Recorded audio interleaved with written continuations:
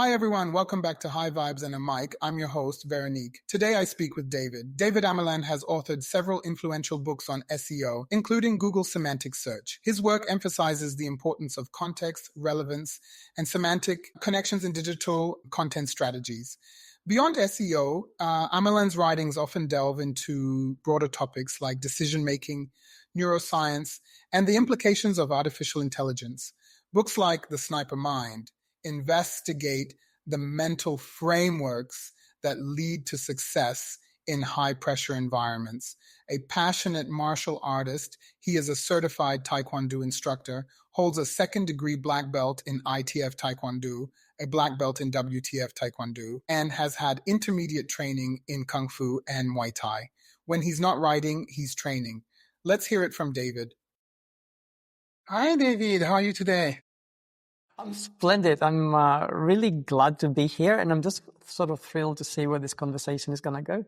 Oh, yeah. It's going to be very interesting. I mean, people love talking about spirituality, fitness, being happy, getting better, doing something better for your life, or to be the best, living your best life, like they say these days.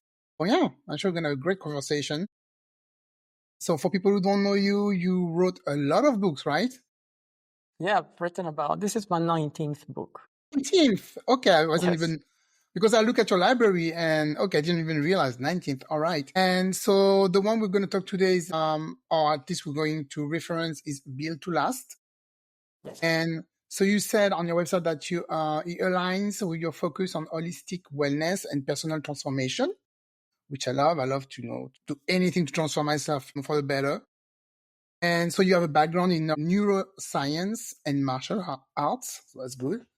So let's talk about that. So how did you start writing all those books? Because the books I saw that you started with were more about marketing and Google. So Yeah, please absolutely. explain. It's a funny trajectory, right? Absolutely. I've written, my background is in chemical engineering. My master's is in quantum mechanics in laminar flow processes, which is a particular way of addressing molecular bonds at a macroscopic level. Okay. And I sort of took the mathematics from that background and worked in search for a while. I wrote the first book on semantic search. And then I've written books on branding and marketing and social media and decision-making, which is where the neuroscience comes in, and intentionality. And now the latest one, which is Built to Last, it's about fitness and wellness. And all those books seem very, very different. But essentially the binding thread in all this is us. It's people, it's behavior. And what fascinates me, what I usually go and dig deep for, is the way we behave in every different sort of domain or every different interface.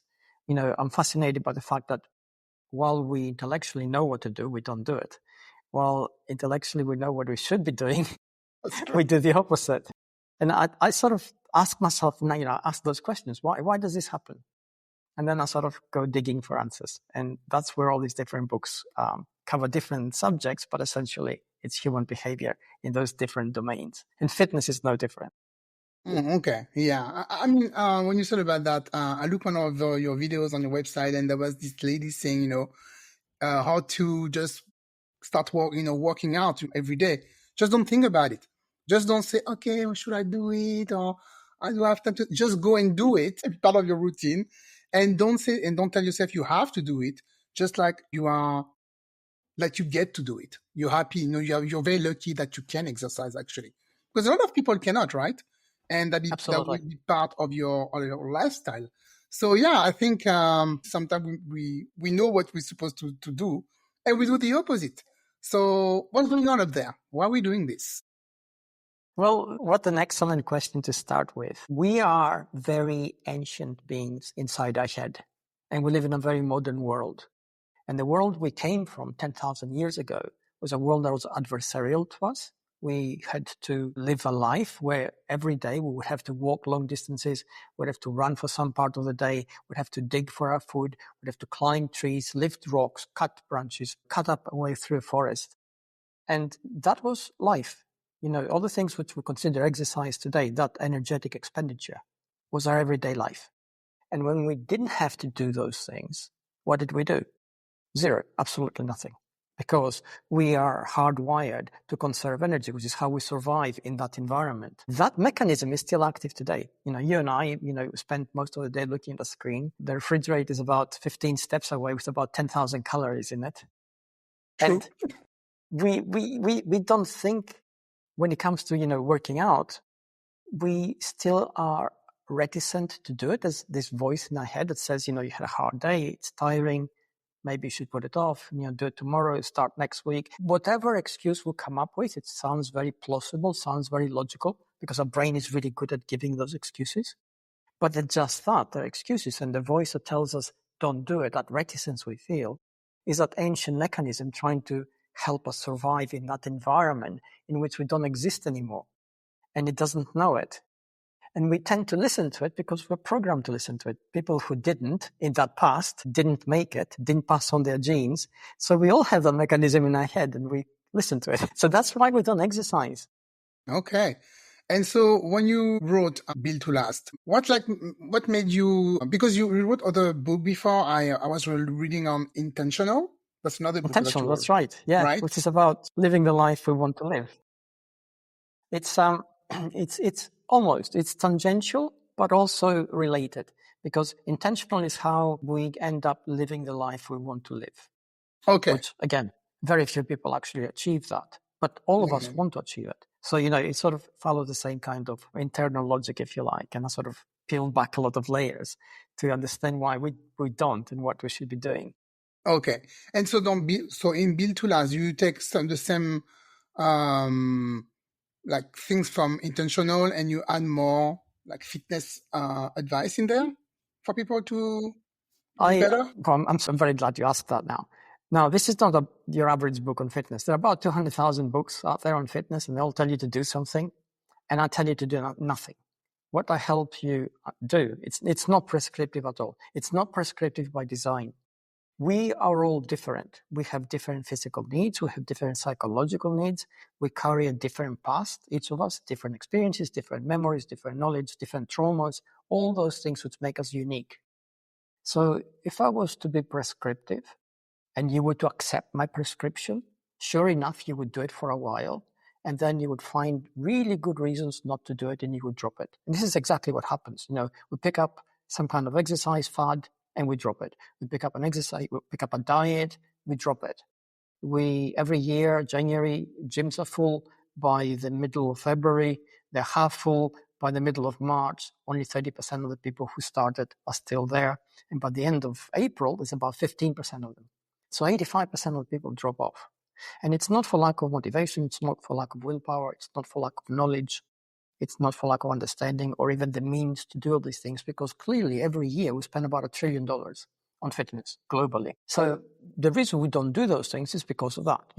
We listen to the voice in our head. We feel it's a stressor. We don't understand why we feel that way. We can't fight it against we fight against our own nature.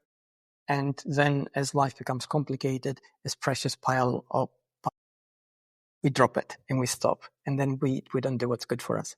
And there are ways to address that, which is what the book actually helps you do. It helps you understand your own operating system. And then it actually helps you find the answers for yourself. And those answers always have to come from within, inside us. If we don't understand ourselves, what fitness means for us, and it has to be a personal meaning. It can't be, the kind of ready-made image we get from films or popular culture or the fitness industry. That's coming from the external world. We kind of like it, but it doesn't mean a lot to us. It has to be a personal meaning. What do you want fitness to be for you? Do you want to get up in the morning and feel great? Do you want to feel as you age that your body is your own? Do you want to run around with your grandkids and feel amazing while you do it?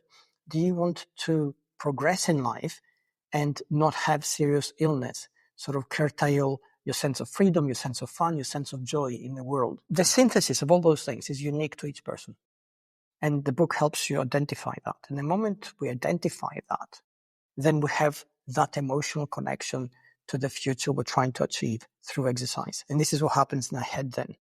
When we understand, when we make that emotional connection, our brain recalibrates the cost of the stressor, which is exercise, against the benefit of the outcome, which is personal to us. And because we understand it and want it emotionally, then it has meaning for us. And because it has meaning, we prioritize it. And then we become really good at sticking to our exercise routine, whatever that routine is. It has to be something which we can actually do, which is easy, doesn't kill us, doesn't every time, become so difficult that we can't function, and allows us to feel great in our body. So that's what the book actually does. From chapter to chapter, we learn different things. And then there are tools included in terms of how you should address some of the things which you feel, how you should go approach some of the difficulties which you have, so you can actually find solutions for yourself. So it becomes a blueprint, essentially. It's going to be unique for each person. Makes me think about what I talk about with this other guest, like root cause, like root cause of emotions. And when you find the root, of all your emotions, you can understand better what kind of decision you want to take in your life. So it's maybe something like this. Absolutely. Every decision we make has an emotional root. It's an emotional basis. And then we are very good at inventing or supplying the logic that justifies it. So we have to be very good at understanding those root causes. And the difficult thing for all of us is to look inside ourselves. That's really hard because we have to face sometimes things we don't like. We have to deal with things which are painful, emotionally painful for us. And that's really difficult. We tend to shy away from those things. But if we do it, then the benefit is we become stronger inside. If we become stronger inside, then that's when you start to get stronger on the outside as well. The first step for someone who feels really stuck and they don't know what to do. So they're gonna pick up your book, but what's the first step they can take toward living a more meaningful and aligned life? Great. That's a really good way to approach this now to start. Now, first of all, the book itself is fairly complete. I include 84 field tested workouts in there. They are customizable to every different level of fitness. They have different lengths. I mean, some of them are just a couple of minutes long. And we know from science that if you exercise for a couple of minutes, the neurochemical changes in the bloodstream are the same as if you exercise for an hour. So if you just take 2 minutes a day and exercise for those 2 minutes, and you exercise every day for the entire year, are you going to be physically different? No, it's going to be marginal. But are you going to be healthier? Yeah, all your biomarkers, all your basic functions, your blood pressure, heartbeat, cholesterol levels, all those things, cortisol levels are going to move towards a baseline, which will make a healthier you. Because essentially those neurochemicals in the bloodstream change our hormonal profile, which then affects all our major organs, which over the course of a year have an impact that moves us towards a healthier us. But to get back to your question, how do you start if you don't know what to do? And there are a lot of people there, right, who don't know what to do. I always advise people to start with whatever's easiest for you to do. Do you like walking? Yeah, do that. Do you like, going cycling? Do that. Do you want to, worst case scenario, get a stationary bike? Do 5 minutes a day watching TV? Absolutely, do that. Do whatever is easiest, because exercise is a stressor. We tend to avoid it. Life itself is full of stressors which we can't avoid. So if we're trying to force ourselves to exercise, which is where we usually go wrong, and then we have all the other things to deal with, bills, crises, relationships, work things, then it becomes really, really difficult. And then we tend to sacrifice the one thing which we feel we can do without for now, which is exercise. And really we shouldn't, because that's a basis that gives us the internal and external strength to deal with everything else. So I always say, do whatever is easiest. Do it for however long you can. So if you can give it 5 minutes a day, fantastic, I'll take that. If you can give it 2 minutes a day, it's not a problem. If you can exercise for half an hour every day, that'd be brilliant. So that's how you start. When you mean exercise, you mean something very like strength? Because I like to do yoga, but some people say yoga is just stretching. It's not really exercising. So if you only do yoga, do you exercise? Absolutely. Any kind of movement of the body. Movement. Exercises the body. And certainly yoga, it depends what kind of yoga you do. And yoga has such a big, broad spectrum. I've got a friend of mine who actually is a yogi and he teaches Ashtanga yoga. It is incredibly difficult. Yeah. It takes tremendous strength.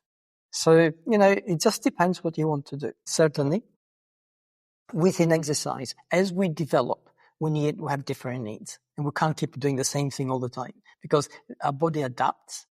and then it doesn't actually help us. So the body is an amazing adaptive machine. It will adapt to whatever external pressure you give it, which is how exercise helps us become better. But let's say you do something relatively hard. Let's say you go for 5 kilometers a day, every day of the week, every week of the year. So in the beginning, this is very positive. It helps you. It gets you tired, it gets you hot and everything.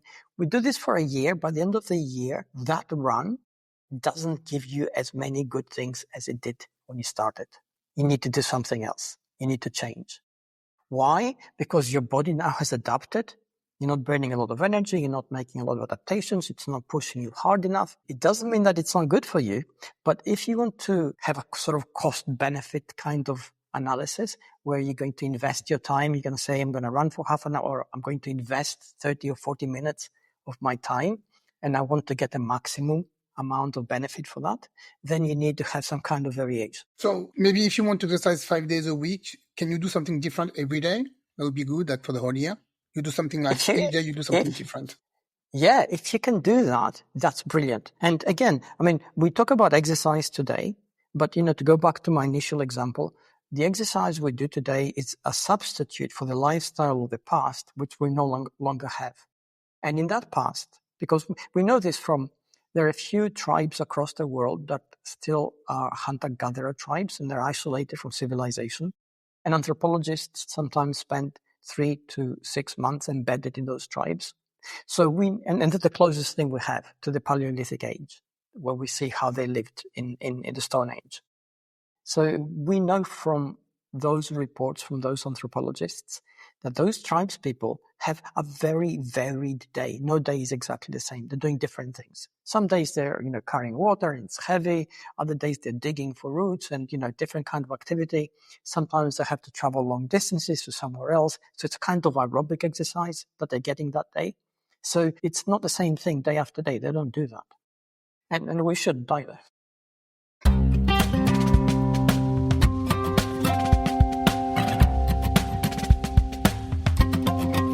Do you know, could you explain why people just self-sabotage themselves? They have they're trying to align this, but they have this misalignment between, what the world we're living, and there's, of course, the other circumstances in your life, and it can lead to confusion or self-sabotage. I don't know how to explain this sometimes, because sometimes we know what to do, right? And we're like, no, I'm not going to do it. Yeah, no, you explained it beautifully. Okay, let's unpack it, right? Because you said self-sabotage and it sounds okay. We know it happens. That's why we have a term for it. We can understand why it happens. And this is why it happens. There is a confluence of 3 different kinds of mechanisms, at least 3. Okay.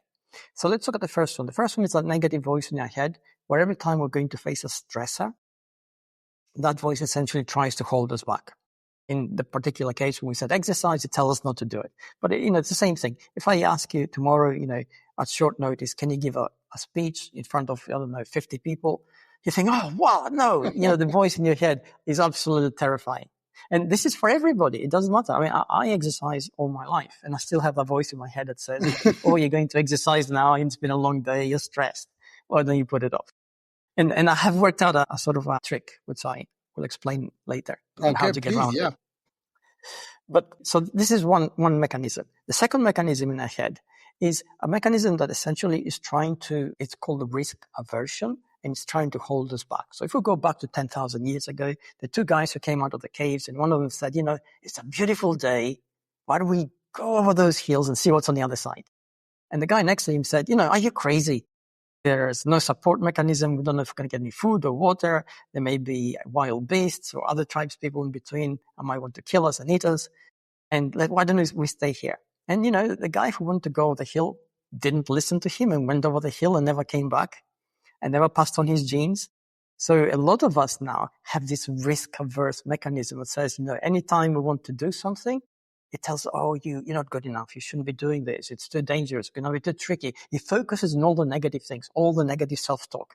We are fantastic at giving to ourselves.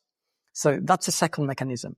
And the third mechanism is that in order for us to be able to shut down or diminish those 2 voices in our head, we have to have a clear understanding of who we are and why we do the things we do.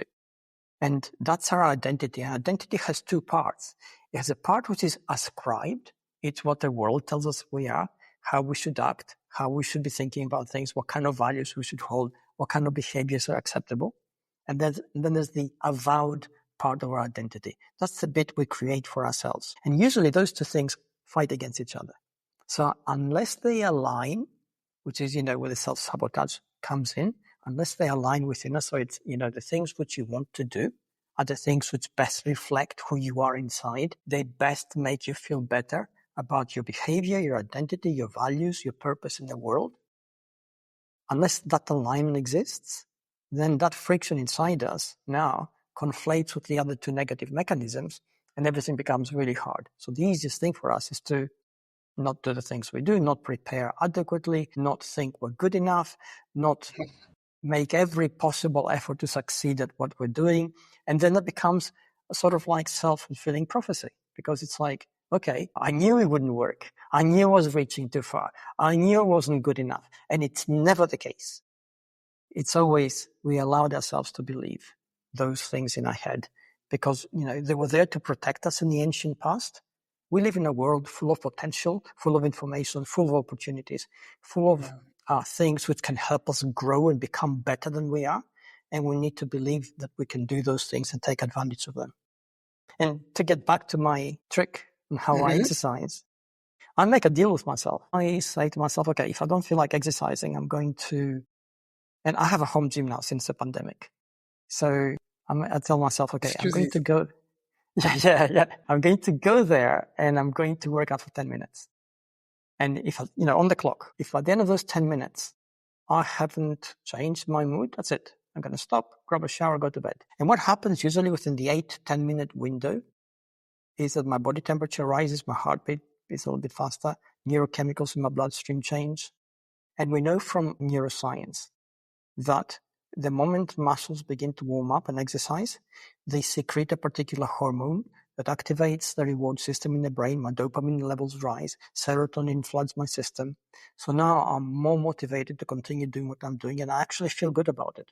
And serotonin essentially makes me feel good. But the most important thing is it actually dampens down the sense of stress that comes from the exercise. So I don't notice it so much.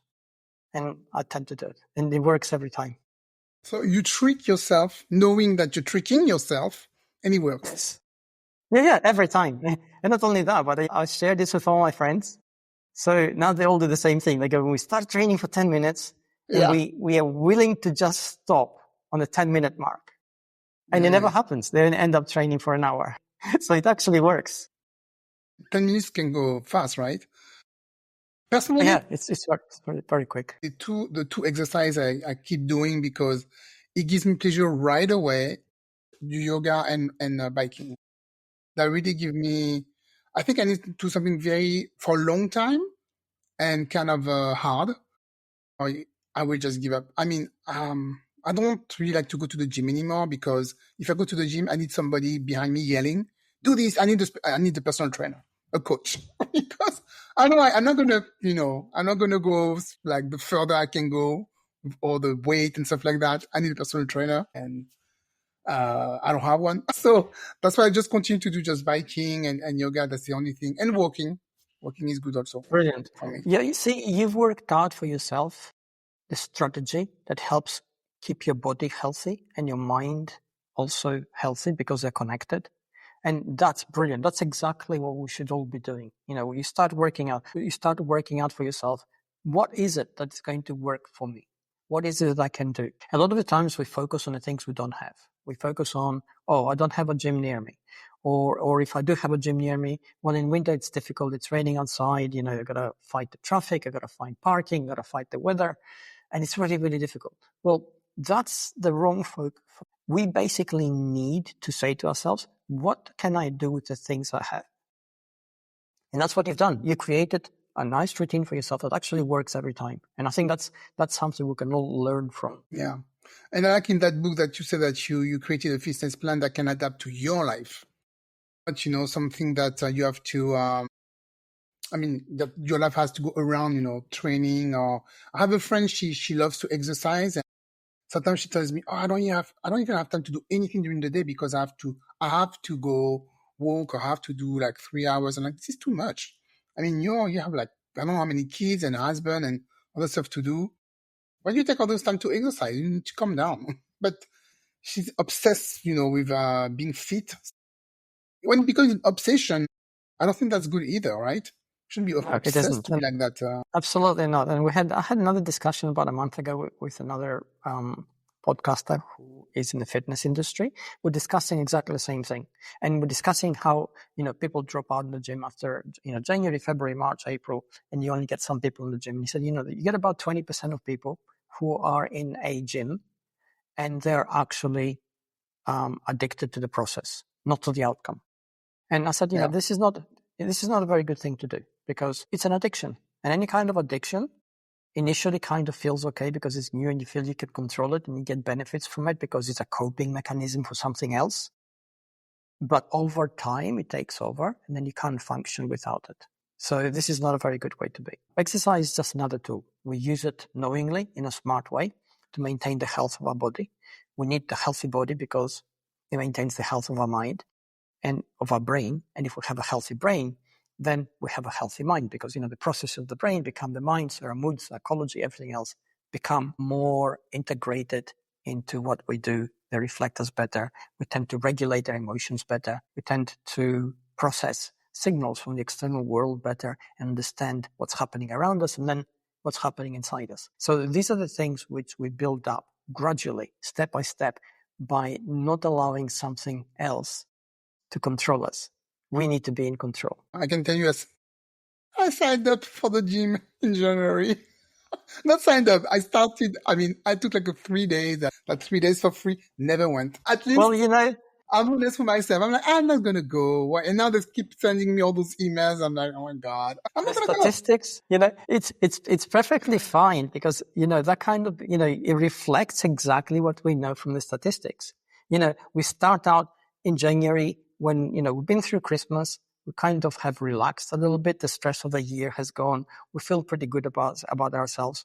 And we feel well enough in terms of the energy we have to actually plan something ambitious for our future, which will help us grow and develop, right? Nothing wrong with all that. Except, right? The thing we reach for most of the time is actually difficult. We think, okay, we're going to go to the gym. And for most people, this is what it means, right? And myself included. You have to get home from work, put your gym bag together if it's not there, get into the car, negotiate the traffic, never mind what the weather is doing outside, get to the other end, find parking spot, never easy, go to the gym, get undressed, get dressed in your gym, and then you have to exercise, right? I'm already tired. Well, exactly. I mean, just listing all these things, right, is exhausting. Yes. So I totally get it. Yeah. So you can see how we set ourselves up for failure in that way. And this is the self-sabotage, right? Exactly. This is where you basically don't give yourself every opportunity to succeed. That's what self-sabotaging is. So we are setting ourselves up to fail. And then we'll say, oh, it's too difficult. It's too hard. I can't do it. Maybe I'll pick it up next month after. That means next year now, right? Yes. And actually, like, your friends, like you said, when you do it after you feel so good, you're like, I'm so happy I did it, right? I'm so happy I went to the gym or I exercised even 10 minutes or 15 minutes at home. It's so good. Yeah. But that's why it's important. That's why it's important to actually set it up, right? And since we're at it, I will say a couple of things which a lot of your audience, a lot of the people I talk to are not aware of. We talk about motivation, we talk about willpower, we talk about discipline. And the moment we use those words, is also the implied judgment that somebody hasn't got willpower, they're not disciplined enough. And it's all nonsense, right? This is what motivation is from a neuroscience. Motivation from a neuroscientific point of view is the willingness to do something which will take you from a place where you don't feel good about where you're at to a place where you're going to be better. Motivation in any context is exactly that. And it's reflected by changes in the neurochemical state of our brain, which accumulates specific neurotransmitters, which create kind of electrical charges, which lead to a discharge in our brain, which leads us to action. So if you're hungry and you're saying, oh, I'm going to hold off. Well, at some point, the discomfort you feel in your head sufficient for those neurotransmitters to basically create that electrochemical discharge. And you're going to say, oh, I'm going to go and grab something to eat.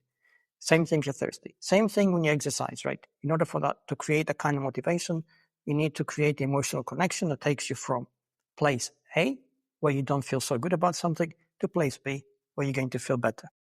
And in that context, willpower is process and discipline is structure. So willpower is what? If you have a process for doing this, that's what allows you to do it. And if you have a structure around it, which helps you maintain it, that's your discipline. That's all it is. It's planning. So we tend to think of, these concepts and saying, oh, I haven't got the willpower. No, you haven't got the process because nobody helped you design it, or you didn't know you had to do that. You don't have the structure, which allows you to do those things again and again and again. That's your discipline. Again, because you don't know that you had to do it, or nobody helps you, or you haven't got any help. Some people are struggling on their own, and life is indeed difficult. And it's difficult to have that structure. So yeah. When you say it like that, it sounds so easy. Well, it's easy to say and analyze, and you think, okay, great. It's difficult to actually put in place, but it's not impossible. And certainly it's only difficult to put in place if it comes from outside yourself and somebody imposes it upon you and you think, oh, this is too difficult. No, work it out for yourself. Work out, what can you do? You do this. How are you going to do it every time? Well, this is your process. I'm going to finish this, finish that, get to it, and do it. And what is the structure around it? Well, for me, I have a hard cutoff. At the end of the day, I stop working at 7 p.m. That's it. It doesn't matter what happens, emails, crisis, whatever. It's going to have to wait because potentially I can keep on going until midnight. The work is endless. So, can you talk to my husband, please? Because this guy, no, but it's on his email. It's 9 p.m. No, but yeah. Well, it's an easy trap to fall into. Yeah. I'm one of the worst offenders from the past. Every solution I have come up with is because I made those mistakes and I learned from them. I thought, okay, this has to go. And certainly since the pandemic, I used to travel a lot around the world talking to C-suite leaders from Fortune 500 companies. And it was a chaotic life. I had to sort of work things. And for me, because training is important, I had to work out things I can do on the road. But certainly I was not sleeping enough because, something has to give. So I was getting between 4 and 5 hours sleep every day, which is nowhere near enough. And my nutrition was not on point. Although, outside, externally, I looked fit and healthy. Inside, I was not. My anxiety levels were pretty high. My stress levels were pretty high. So I had to rework a lot of things to sort of reevaluate how I was going to do them. And that's when I started creating these rules. So I said, 7 p.m., that's it. Anything coming after that, it'll have to wait. Even 7 p.m. is kind of late. So yeah, it's a good rule. So because we're talking about, decision making and things like that, I also saw that you have this, I thought that was fascinating. That book about snipers, the sniper mind. That's right, yes. The sniper mind, absolutely. Everybody talks about that one. My God. So we can apply that to all poor civilians' life? We definitely can, definitely. Yeah, so you think that there's some mental trait that sets snipers apart, of course, not the elite, and that we civilians, we can apply this in our daily lives? So, yes. And then that's the point. Yeah, I'm going to tell you about it now since we started. Yeah, please, one or two. I don't know, what can we do? That book came about. It took me 3.5 years to write it. I actually interviewed 100 snipers. I got 302 interview hours with them. And I spent 10,000 hours going through studies to actually write that. Yeah, it was crazy. So snipers and not just snipers, but any kind of elite combatant have to work within very, very strict boundaries, which define their role of operation and still have to get the outcome they want. But snipers in particular, and the reason I chose snipers is because at the time we had just invented, it was 2015, 2016, all these new studies came out. We had just invented portable MRI machines where basically you stick electrodes in your head and you have a portable device. And that allows us to see the thinking brain in action as they make critical decisions under pressure. And that actually made it possible to see how their brains put thoughts together as they went about what they did. And this is what comes out of this, the superpower of snipers, okay? Superpower of any elite combatant.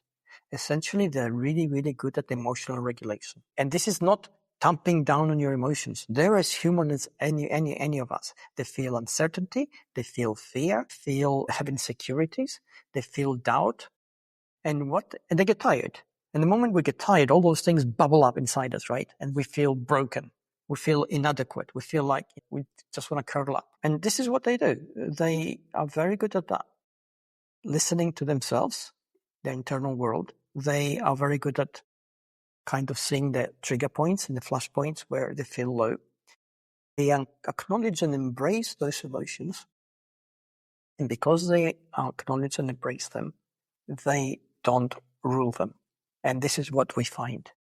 We find that if you have a problem, any kind of problem, being a sniper in a battlefield, most of the time, they have, extreme conditions. They are alone, they're usually tired, they are under fire, have to make life and death decisions. They're operating at the limit of their physical capabilities. And 9 times out of 10, they're operating beyond the mechanical capabilities of their equipment. And they still have to make everything work. So if you allow your emotions in that environment to take you over, this is the problem you have in front of you, which you need to solve, and you have been trained to solve it. But your brain now feels those emotions, feels the anxiety rising, thinks there's a threat, and it shuts down the critical parts of the analytical parts of the brain, which are necessary for critical thinking. So you don't have access to those resources because they're energetically expensive. And the body thinks there's a threat. I need to prepare you to fight or flight. So all the resources go into the muscles and they can't think. So they train themselves to emotionally regulate. They acknowledge all those insecurities, all those emotions, but they also say, okay, I'm capable of doing this. I'm not going to let them take over my response system. They practice deep breathing, and we know now that if you take rhythmic deep breaths, you activate the parasympathetic system of the body, which essentially brings us back down to baseline levels in terms of our heartbeat and our cortisol levels and our anxiety and the stress we feel inside ourselves. So now we're a little bit more balanced. And this is what happens. We look at the facts in front of us. Because the higher centers of the brain can function, we come up with solutions which were not evident before. And we can all do that. We don't have to be trained as snipers. If we face a difficulty in our life, if we panic, we see no way out. And what do we focus on? The panic inside us, the fact that we're alone, nobody can understand us, nobody can feel how we feel, nobody really knows us, we don't have anybody to turn to, and we feel trapped and helpless and small. And there's no way out. But if we could take half a step back, take a deep breath, bring our heartbeat down, look at what we have in front of us, think, what can I possibly do to help myself in this situation? There's always something we can do.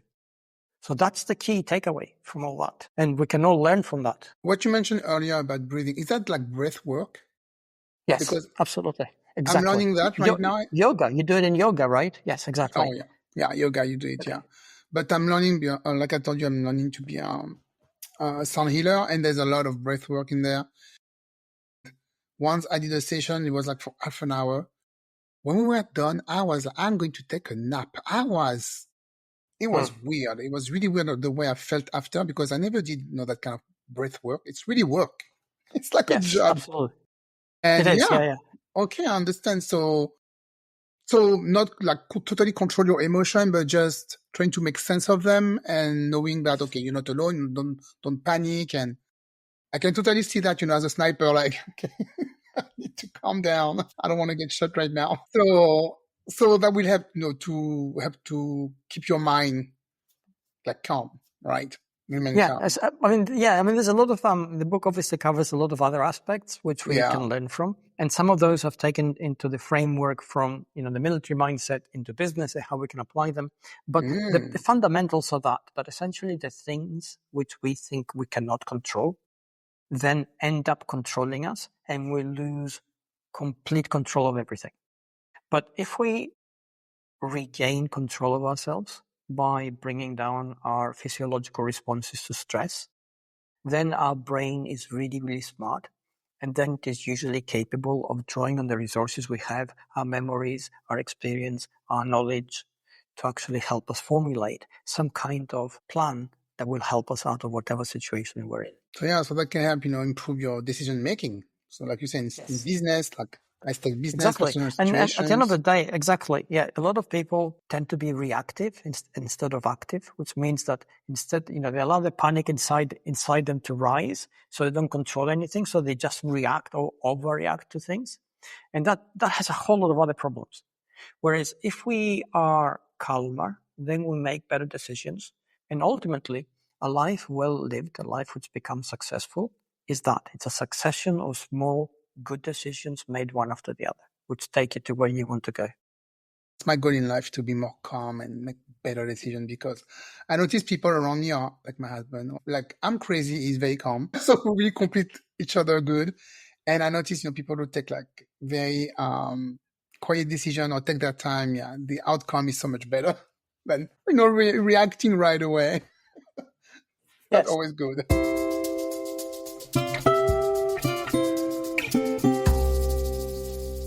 I mean, we can talk about that for hours, but I think I'm out of time. So do you want to add anything else? Maybe I didn't ask about, your new book or more advice you can give to people. Thank you. Okay, I'm going to add two things. The first one is for everybody listening and watching this, life is hard anyway. It's hard regardless. And it's hard for everybody. And getting fit, getting healthy is also hard, also difficult. It's a stressor.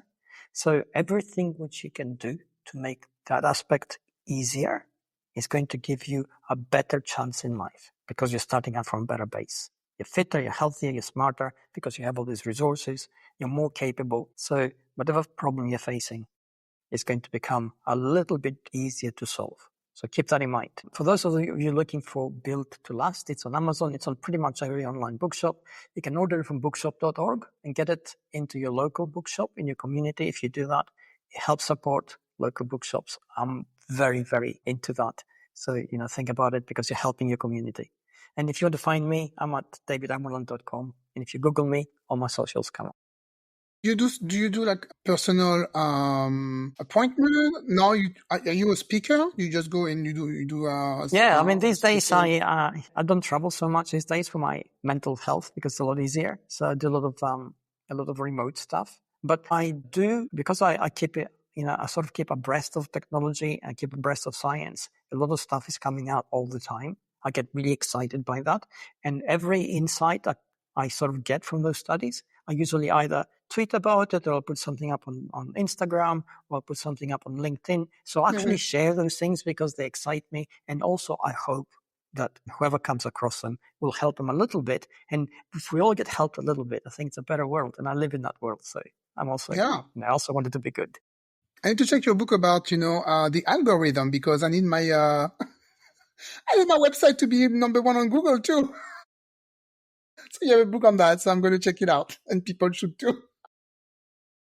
So I'm going to put all your information in the show notes, of course. They want to check you out, and this way they can learn a bit more about fitness or marketing or whatever they need to do right now.